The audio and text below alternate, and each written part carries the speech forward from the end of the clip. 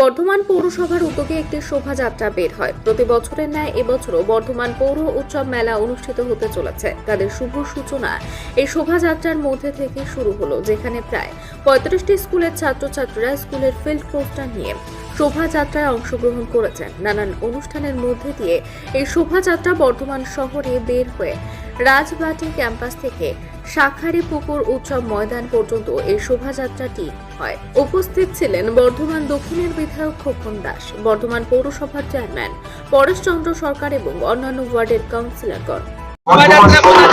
বর্ধমান পৌর উৎসব আজ থেকে শুরু। আমাদের এই উৎসবের উদ্বোধন করবেন রাজ্যের মাননীয় মন্ত্রী সুদীপ ঘোষ মহাশয়। তিনি আসছেন।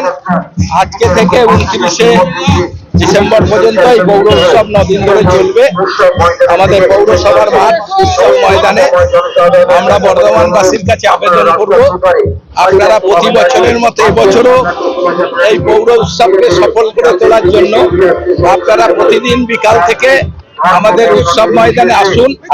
প্রতিবারের মতো এবারও আমাদের বর্ধমান ইউনিভার্সিটি থেকে উৎসব মাঠ পর্যন্ত আমরা র্যালি করি।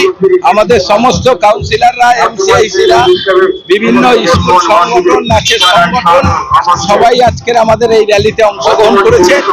এই র্যালি করে আমরা উৎসব ময়দান পর্যন্ত